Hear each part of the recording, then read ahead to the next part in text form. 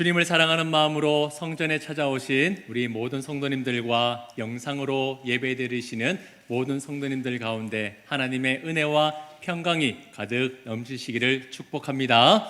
우리 오늘도 부어주실 은혜를 기대하면서 봄날의 햇살과 같은 따뜻한 미소로 우리 앞뒤 좌우에 계신 성도님들과 함께 인사 나누겠습니다. 사랑합니다. 축복합니다. 사랑합니다. 축복합니다. 봄날의 햇살보다 더 따뜻한 인사를 나누어 주셔서 감사합니다.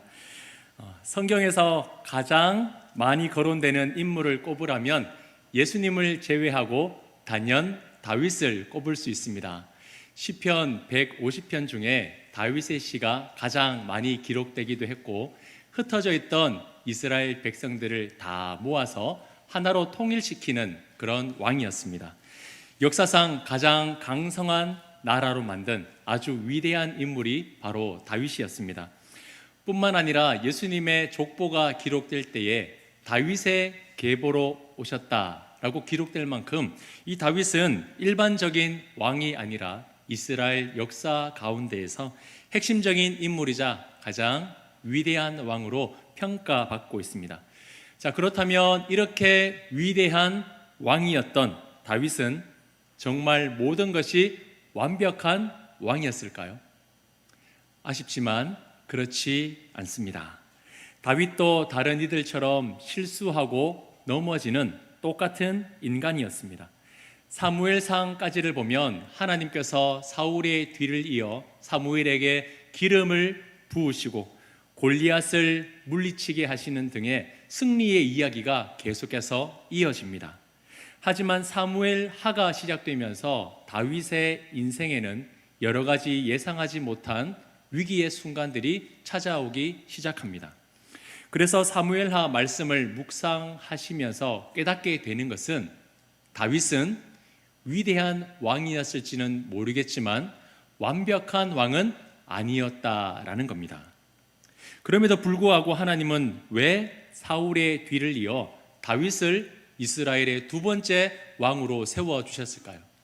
그 이유는 다윗이라는 인물을 통해서 이 중요한 한 가지 사실을 보여주기 위해서입니다.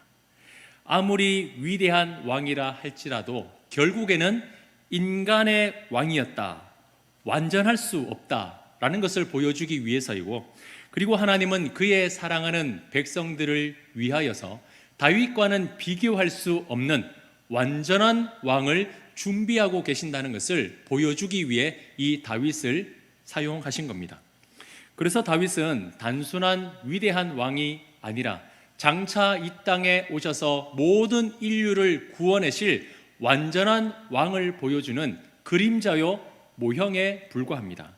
자, 오늘 우리는 이 짧은 세 구절의 말씀을 통해서 하나님께서 다윗을 통해 보여주시고자 하는 완전한 왕의 존재는 누구인지, 그리고 그 왕은 결국 누구를 가리키는지 함께 은혜 나눈 시간이 되기를 원합니다. 주보에 있는 말씀 돋보기를 참고하시면서 이 설교를 들으시면 좀 더 도움이 되실 것 같습니다. 자, 첫 번째로 하나님께서 그의 사랑하는 백성들을 위하여 세우신 완전한 왕은 영원하신 왕입니다. 자, 10절에는 이렇게 말씀합니다. 만군의 하나님 여호와께서 함께 하시니 다윗이 점점 강성하여 가니라. 자, 만군이라는 단어는 히브리어로 체바오트인데요, 군대들이라는 의미를 가지고 있습니다. 자, 여기에서 군대는 크게 세 가지를 의미합니다. 하나는 그의 백성인 이스라엘의 군대고, 다른 하나는 하늘에 있는 천사들의 군대입니다. 마지막 세 번째는 온 우주 만물에 있는 별과 같이 수없이 펼쳐져 있는 만물, 온 우주를 의미합니다. 즉, 만군의 여호와라는 것은 땅에 있는 군대와 하늘에 있는 천사들의 군대와 그리고 온 우주 만물을 다스리시는 절대 주권자가 바로 하나님이라는 사실을 드러내고 있는 하나님의 칭호입니다. 다윗은 평범한 인간의 왕이 아니라 온 우주 만물의 주권자 되시는 만군의 여호와께서 함께 하시는 왕이었다라고 기록되어 있습니다. 얼마나 대단합니까? 우주를 통치하시는, 우주의 지휘관이 함께 하시는 왕, 너무나 특별한 존재입니다. 그 만군의 여호와가 함께 하시는 결과가 무엇이었습니까? 점점 강성하여 가니라. 자, 우리는 이 말씀을 보면서 이렇게 생각할 수 있습니다. 역시 다윗은 능력 있는 왕이야. 다윗이 이렇게 잘하니까 그의 나라가 이렇게 강성한 것 아니겠어? 라고 생각할 수 있습니다. 이 말씀을 보면 마치 다윗에게 집중하는 것처럼 보이지만, 그러나 우리가 이 말씀을 대할 때에 놓쳐서는 안 되는 더 중요한 부분이 있습니다. 무엇이냐면 성경의 순서는 이렇게 되어 있습니다. 만군의 여호와께서 함께 하시니 다윗이 점점 강성하여 가니라. 다윗이 강성할 수 있었던 이유는 자신의 능력이 아니라 만군의 여호와 하나님이 함께 하셨기 때문이었습니다. 자, 그렇다면 이 말을 뒤집어 보면 어떨까요? 하나님이 함께 하심으로 강성해졌다면, 하나님이 함께 하시지 않으면 쇠약해질 수밖에 없는 존재다라는 것을 지금 보여주고 있는 겁니다. 실제로 다윗의 삶은 그러했습니다. 사울이 죽고 왕이 되고 난 이후에 다윗은 오히려 이전보다 더 큰 위기의 순간들을 맞이하고 있습니다. 사무엘하 15장에 가면요, 그의 아들 압살롬이 반역을 일으킵니다. 압살롬이 누굽니까? 다른 사람도 아니고요, 저 이방에 있는 왕도 아닙니다. 다윗의 셋째 아들입니다. 다윗은 누구보다 믿었던 자신의 아들에게 반역을 당해서 궁에서 쫓겨나는 수모를 겪게 됩니다. 도망치듯 나오게 되고 그의 남겨진 후궁들은 대낮에 범해지는 치욕을 당하게 돼요. 그렇게 위대한 다윗도 자신의 왕위를 완전하게 지켜내지 못했습니다. 결국 한계가 있는 연약한 인간의 왕에 불과할 뿐이라는 거예요. 그래서 하나님은 어떠한 인간의 반역이나 시간의 흐름에도 무너지지 않는 영원히 견고하게 통치할 왕을 준비해 주셨습니다. 그 왕이 누구일까요? 누가복음 1장 32절에서 33절 말씀을 우리 다 같이 한 목소리로 읽겠습니다. 시작. 그가 큰 자가 되고 지극히 높으신 이의 아들이라 일컬어질 것이요, 주 하나님께서 그 조상 다윗의 왕위를 그에게 주시리니 영원히 야곱의 집을 왕으로 다스리실 것이며 그 나라가 무궁하리라. 아멘. 자, 이 왕은 단순히 하나님께서 함께 하시는 정도가 아니라 지극히 높으신, 온 우주 만물의 통치자가 되시는 만군의 여호와, 그분이 가진 모든 권세를 가진 자로서 일시적이고 한정된 시간이 아니라 영원토록 그들의 백성을 다스리는 왕이라고 말씀하고 있습니다. 그 영원한 왕이 누구십니까? 보라, 내가 잉태하여 아들을 낳으리니 그 이름을 예수라 하라. 바로 그의 나라를 영원 무궁토록 통치하시는 영원한 왕은 예수 그리스도였습니다. 하나님이 준비하신 영원한 왕. 다윗은 왕위를 잃어버린 적도 있었습니다. 나이가 들어 쇠약해졌고 그의 아들에게 왕위를 물려줄 수밖에 없는 한계가 있는 왕이었어요. 하지만 하나님께서 준비하신 영원한 왕은 한계가 없습니다. 시간의 제약도 없고 이 세상의 어떤 것도 그 왕위를 찬탈할 수 없도록 영원토록 지킬 수 있는 완전한 왕을 하나님께서는 준비하셨습니다. 왕이었던 다윗 또한 그 사실을 알고 이렇게 노래하고 있습니다. 시편 145편 13절 말씀 우리 다 같이 읽겠습니다. 시작.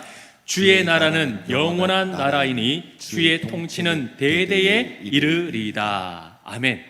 자신의 나라가 아니라 누구의 나라라고 고백합니까? 주의 나라는. 자기는 한정적인 왕이라는 것을 인정하지만 주님의 그 나라는 어떤 나라입니까? 영원한 나라이며 하나님이 세우시는 그 왕은 언제까지 통치하신다고 노래하고 있습니까? 대대에 이르리로다. 영원토록 통치하신다라고 다윗은 노래하고 있습니다. 사랑하는 성도님들, 우리는 이 땅에 사는 동안 완전한 왕을 만날 수는 없습니다. 간절히 기대하고 소망합니다. 이 왕은 우리를 잘 다스려 줄 거야. 이 왕은 우리를 평안하게 해줄 거야. 이 왕은 우리나라를 보다 강하게 해줄 거야. 기대와 소망을 가집니다. 그러나 시간이 조금만 지나다 보면 그 왕도 완전한 왕이 아니라는 것을 우리는 실감하고 있습니다. 모든 백성을 만족시켜주고 참된 평안을 주는 왕은 없습니다. 하나님께서 허락하시는 그 잠시의 시간 동안만 강성할 뿐, 언젠가는 그의 세력도 끝이 나고 그의 왕위도 끝이 나는 것이 바로 이 땅의 왕입니다. 완전한 왕이 없기 때문에 결국에는 완전한 평안을 경험할 수 없는 겁니다. 그러나 우리에게는 분명한 소망이 있습니다. 우리에게는 절대로 무너지지 않는 영원한 왕권을 가지신 완전한 왕이 있다는 사실입니다. 그래서 이 두 가지를 반드시 기억하시기 바랍니다. 하나는 다윗과는 비교할 수 없는 그 완전하신 왕이 통치하는 영원한 나라가 우리에게 준비되어 있다는 겁니다. 영원한 왕이 다스리는 그 나라가 우리에게 예비되어 있습니다.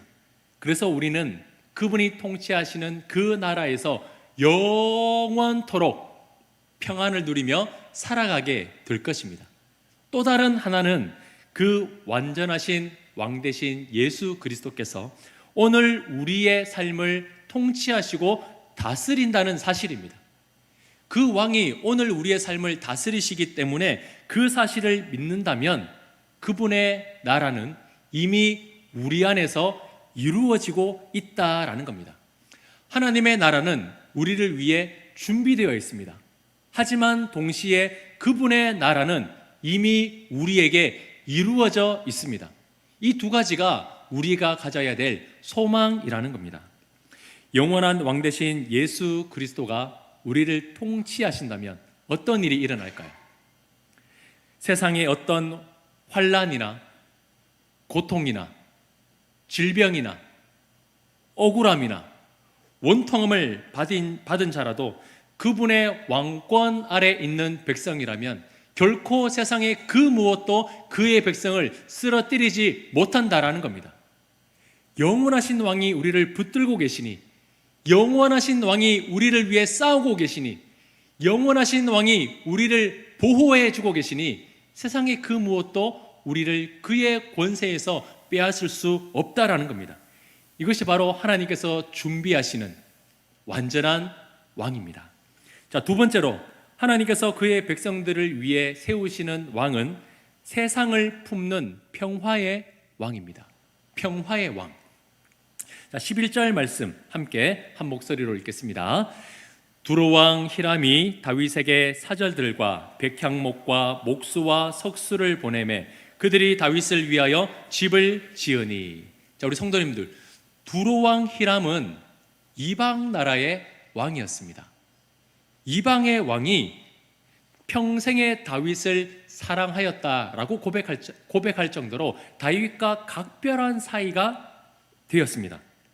자, 다윗과 히람은 서로의 것을 정복하고 빼앗는 관계가 아니었어요.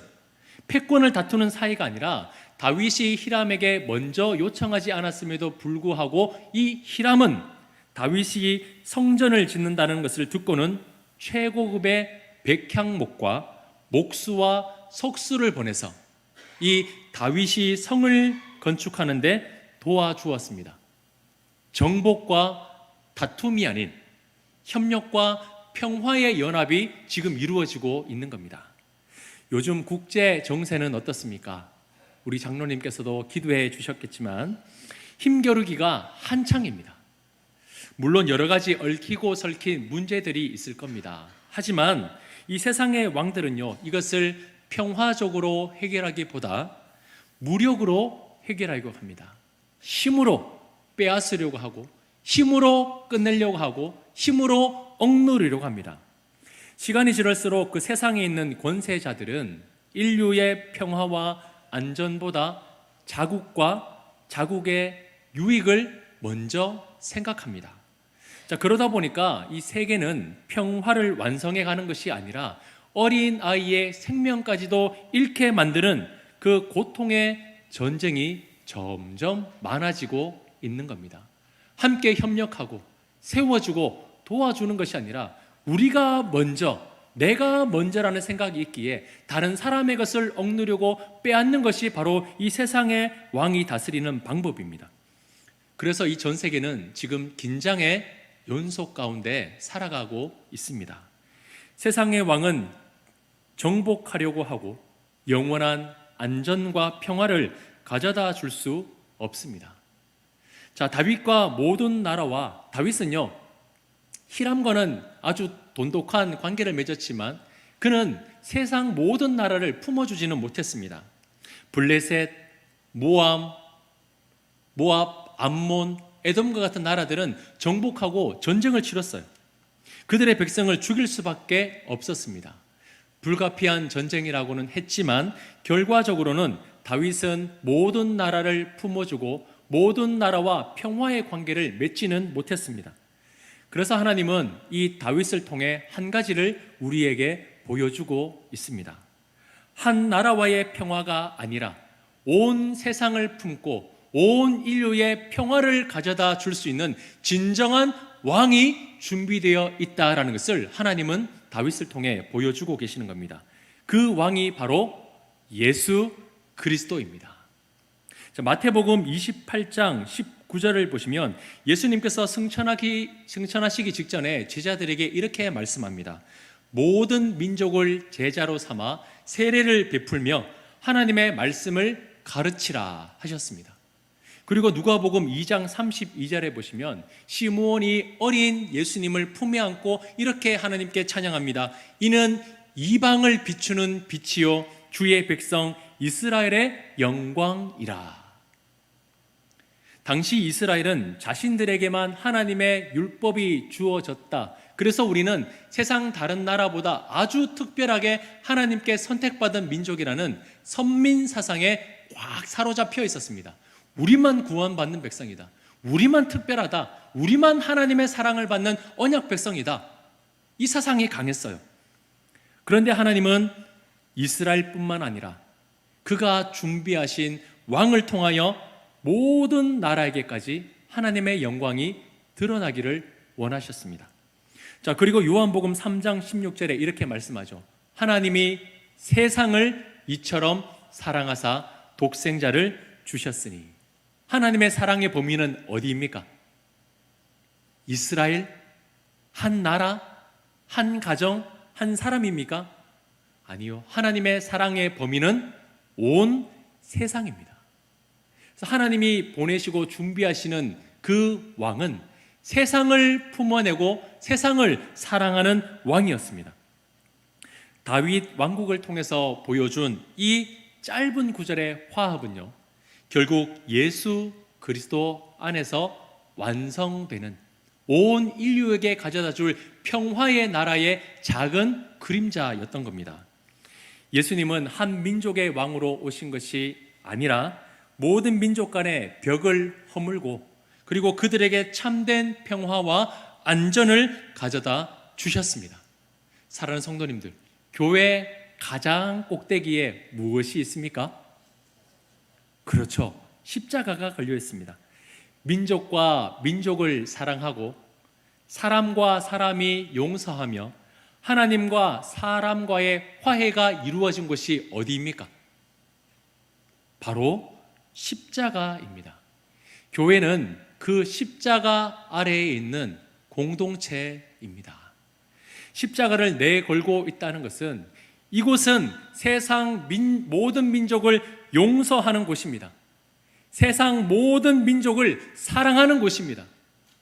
세상 모든 민족을 품고 기꺼이 그의 생명을 내어주신 예수 그리스도의 사랑이 머물고 있는 곳이며 그 사랑이 임재하는 곳입니다라는 것을 드러내는 곳이 바로 십자가입니다. 교회는 십자가를 가장 높은 곳에 달고 있습니다. 오늘 우리는 그 십자가 아래로 들어왔습니다. 그 영원하신 용서와 사랑과 평화 안으로 들어온 것입니다. 전 세계 가운데 그런 사랑이 있는 곳이 어디일까요? 모든 세계를 품고 모든 인류를 용서하며 모든 인류를 사랑하는 그곳이 어디입니까? 전 세계 중에 교회가 유일합니다. 교회 밖에 없습니다. 그런데 세상을 품어내고 있는 사랑을 품어낼 수 있는 사랑이 있다고 표시하는 그 교회가 정말 그 왕의 사랑을 나타내고 있습니까? 이곳만이 유일한 그리스도의 사랑이 있는 곳입니다라고 표시하는 교회 가운데 정말 화해와 용서와 평화가 있습니까? 그 십자가를 자랑스럽게 걸고 있는 교회 안에 그 온전한 왕의 사랑이 나타나고 있습니까? 사랑하는 성도님들, 예수님을 믿고 섬기며 십자가를 걸고 있는 교회라고 하면서 사랑이 없으면 둘 중에 하나가 가짜입니다. 하나는 십자가의 능력과 말씀이 가짜든지 그 십자가를 믿고 있다고 말하는 내가 가짜든지 둘 중에 하나가 가짜예요. 뭐가 가짜일까요? 십자가 사랑이, 십자가의 능력이 가짜겠습니까? 사랑합시다, 용서합시다, 섬겨주십시다. 백날 캠페인하고 말로 떠들어도 우리는 그것 다 실현할 수 없습니다. 왜냐하면 우리는 다윗이기 때문이에요. 넘어지고 실수하고 또 실패할 수밖에 없는 연약한 다윗이기 때문입니다. 다윗은 완전한 사람이 아니었습니다. 하나님이 함께 하실 때야 강성해질 수밖에 없는 연약한 존재였어요. 그 사랑을 완성하신 진정한 왕은 예수 그리스도밖에 없습니다. 그래서 우리가 진정한 사랑과 용서와 평화를 실현하기 위해서는 그 진정한 왕의 통치와 왕의 다스림을 받는 방법밖에 없다라는 겁니다. 그 참된 평화와 사랑은 우리의 노력으로 이루어지는 것이 아니라 평화의 왕이 우리를 다스리고 우리가 그분의 통치 아래에 있을 때에 자연스럽게 나타나는 열매라는 것을 기억하시기 바랍니다. 우리 교회 안에 예수님이 이 땅에 가져다 주신 평화와 사랑이 나타난다면 우리 교회는 그 진정한 왕의 통치하심을 받는 교회임이 분명합니다. 하지만 우리 자신과 우리 교회 안에 예수님이 십자가에서 보여주신 그 희생과 사랑이 없다면 우리는 어느 순간 그 왕의 통치하심을 벗어나 우리의 소견대로, 우리의 소견에 옳은 대로 행하고 있다는 것을 우리는 반드시 기억해야 됩니다. 바로 없기는 우리 성문교회는 십자가만 걸고 있는 교회가 아니라 십자가의 능력이 나타나는 교회가 되기를 간절히 소망합니다.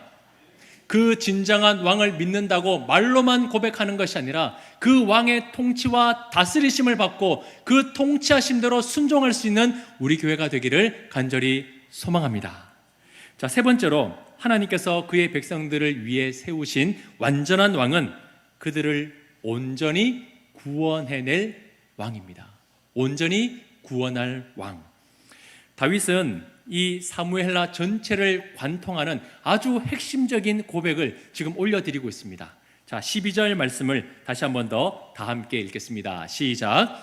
다윗이 여호와께서 자기를 세우사 이스라엘 왕으로 삼으신 것과 그의 백성 이스라엘을 위하여 그 나라를 높이신 것을 알았더라. 아멘. 성도님들, 이 12절 가운데에서 가장 중요한 부분이 무엇일까요? 하나님이 자신을 왕이 되게 하셨다. 하나님이 자신의 나라를 강하게 하셨다. 이걸까요? 아마 믿음의 눈으로 뚫어져라 이 12절을 보시는 분은 발견하셨을 겁니다. 한글 성경으로도 충분하지만 이 12절을 히브리 원어로 직역을 하면 좀 더 가깝게 와닿을 수가 있기 때문에 제가 히브리 순으로 이 성경을 조금 직역해서 한번 보여드리겠습니다. 자, 히브리 직역으로 우리 화면을 보면서 다 같이 읽겠습니다. 시작. 다윗이 알게 되었습니다. 여호와께서 그를 이스라엘 위에 왕으로 세우셨으며 그의 왕국을 높이 드신 것이 그분의 백성 이스라엘을 위함이라는 것을. 아멘. 가장 중요한 게 뭘까요? 왕이 된 것, 이스라엘이 강하게 된 것이 아니라 무엇입니까? 그의 백성들을 위하여. 그의 백성들을 위하여. 다윗은 왕이 되고 난 이후에 점점 강성해지고 이스라엘이 잘 되고 두로왕 히람이 자신을 도와 성을 건축하는 일을 경험하면서 큰 깨달음을 얻게 되었습니다. 아, 이것이 결코 우연이 아니구나. 내가 잘해서 된 것이 아니구나. 오로지 하나님께서 그의 백성들을 위하여, 그의 백성들을 사랑함으로 이 부족한 나를 왕으로 세우시고 이 연약한 나라를 강하게 하셨구나. 그것을 깨닫게 된 것입니다. 그의 백성을 위하여. 세상은 어떤 곳입니까? 왕을 위해 백성이 존재하는 곳입니다. 그리고 왕의 유익을 위해 백성을 희생하는 곳입니다. 한 사람을 위해 존재하는 곳이 바로 세상입니다. 그러나 하나님의 나라는 완전히 다릅니다. 하나님의 나라는 어떤 곳입니까? 백성을 위해 왕이 존재합니다. 그의 백성의 유익을 위해 왕이 희생합니다. 한 명의 왕이 희생하여 모든 사람을 살리는 곳, 이곳이 바로 하나님의 나라입니다. 세상과 완전히 다르죠. 성도님들, 다윗은 이런 놀라운 하나님 나라의 섭리를 깨달았습니다. 그 깨달음으로 말미암아 오늘 이렇게 하나님께 고백합니다. 하나님이 나와 함께 하셔서 나를 강성하게 하시고 이 나라를 잘되게 하시고 하나님의 백성 때문에 나를 왕으로 삼아주셨군요. 그것을 그의 입을 통해 고백했습니다. 그렇다면 다윗은 완전한 왕이었을까요? 그러지 못했습니다. 11장으로 넘어가면 다윗 인생에 큰 오점을 남기는 하나의 사건이 나타납니다. 바로 밧세바를 범하고 그의 남편이었던 우리아를 죽게 하는 일입니다. 고대 왕들은 다 그렇듯이 관습상 후궁들을 둘 수 있습니다. 자, 문제는 밧세바가 이미 결혼한 여인이었다는 것이고 그 남편이 다른 사람도 아닌 자신의 충성스러운 부하였던 우리아의 아내였다라는 겁니다. 다윗은 한순간에 정욕을 이기지 못하고 밧세바를 얻기 위해서 계획적으로 살인의 계획을 세워 우리아를 죽게 만듭니다. 그의 사랑하는 신하를 위해서 자신의 정욕을 누그러뜨리고 자신의 정욕을 물리친 것이 아니라 도리어 자신의 정욕을 위하여 우리아를 죽게 만들어 버렸습니다. 자, 그리고 13장으로 넘어가면 다윗의 아들인 암논과 딸 다말 사이에서 끔찍한 일이 일어나죠. 다윗은 이 일을 올바로 중재하지 못했습니다. 그 범죄를 저지른 암논을 다그치거나 벌해야 했습니다. 하지만 다윗은 그냥 내버려 두었어요. 끝내 어떻게 되었습니까? 다말의 오라비 압살롬이 복수심으로 그 암논을 죽이는 일이 일어나지 않습니까? 자, 그리고 24장에 가서는 하나님이 허락하지 않으셨음에도 불구하고 자신이 가진 군사를 한번 확인하기 위해서 인구조사를 합니다. 그 인구조사가 하나님께서 기뻐하시지 않는 일이었기 때문에 심판을 받았는데 연병으로 이스라엘 백성 7만 명이 죽게 됩니다. 어떻습니까? 하나님의 백성을 위해 왕이 되었다는 것을 깨달았음에도 불구하고 자신의 정욕 때문에 아끼던 신하를 죽이고 자신의 가정을 제대로 돌보지 않고 그의 잘못으로 애꿎은 백성들만 죽게 된 것입니다. 다윗은 그의 가족과 백성을 온전히 구원의 길로 인도하지 못한 인간의 왕에 불과했습니다. 그래서 하나님은 그의 백성을 위해 온전히 희생하고 완전한 구원의 길로 인도할 수 있는 영원한 왕을 세워 주셨습니다. 그분이 바로 온 인류를 위해 자신의 생명을 기꺼이 내던지며 희생하신 예수 그리스도입니다. 사랑하는 성도님들, 오늘 이 짧은 세 구절은 사무엘하 전체를 관통하는 아주 핵심적인 하나님 나라를 보여주고 있습니다. 하나님이 다윗을 세우신 이유는 단 한 가지입니다. 그의 백성을 사랑하심으로. 그의 백성을 사랑하심으로. 하나님이 이 땅에 예수님을 보내주신 이유는 단 한 가지입니다. 그의 백성을 사랑하심으로. 저와 여러분을 사랑하심으로 그의 독생자를 아끼지 아니하시고 이 땅에 보내주셔서 십자가에 내어 주셨습니다. 이 세상은 지금 진정한 왕이 없어 너무나 큰 어려움을 당하고 있습니다. 전쟁이 일어나고요, 사랑하는 가족을 잃고 삶의 터전을 잃어버리고, 나라의 경제는 흔들리고, 사람은 내일 당장 어떤 일이 일어날 수 있을지 장담하지 못하여 불확실과 두려움 속에서 살아가고 있습니다. 왜 이런 일들이 일어날까요? 세상의 왕들은 자기를 생각하기 때문입니다. 자기의 만족을 먼저 생각하고 자기의 유익을 위해 그의 백성들을 희생시키기 때문입니다. 그런 상황 속에서 하나님은 두려워하고 있는 그의 백성들에게 이렇게 말씀하십니다. 내가 너희를 위하여 다윗과는 비교할 수 없는 완전한 왕을 세웠노니, 완전한 왕을 보내었노니, 그 완전한 왕이 누구십니까? 네, 제가 그 왕이 누구십니까? 라고 물으시면 우리 성도님들은 그 뒤에 예수 그리스도라고 힘있게 선포해 주시면 좋겠습니다. 제가 세 가지를 말씀드릴 텐데 세 번 한번 반복해 주시면 좋을 것 같습니다. 그의 백성을 사랑함으로 영원히 다스리시는 영원한 왕은 누구십니까? 자기 영광이 아니라 온 세상을 품고 이 땅에 참된 평화를 가져다 주신 영원한 왕, 완전한 왕은 누구십니까? 자기의 백성을 너무나 사랑하여 십자가 사형틀에 자신의 생명을 희생함으로 모든 백성들의 죄를 되석하시고 완전히 구원해 주신 진정한 왕은 누구십니까? 할렐루야, 아멘. 우리에게 진정한 왕이 오셨습니다. 우리에게 진정한 왕이 있습니다. 하나님이 우리를 위해 세우신 왕은 결코 실패하지 않습니다. 다윗처럼 넘어지지도 않고요, 나약해지지도 않습니다. 그 왕은 자기 영광을 위해 백성을 희생시키지도 않습니다. 이 왕은 자기 백성을 끝까지 사랑하며 자기를 희생하면서까지 그의 백성을 돌보고 구원하는 왕입니다. 그러므로 오늘 우리는 이 말씀을 대하면서 다시 한 번 더 믿음으로 고백할 수 있기를 원합니다. 예수 그리스도만이 나의 왕이십니다. 나는 그분의 사랑하는 백성입니다. 여러분, 오늘 우리의 정체성은 무엇입니까? 단순히 일주일에 한 번 교회에 나와서 예배드리는 종교 생활하는 사람입니까?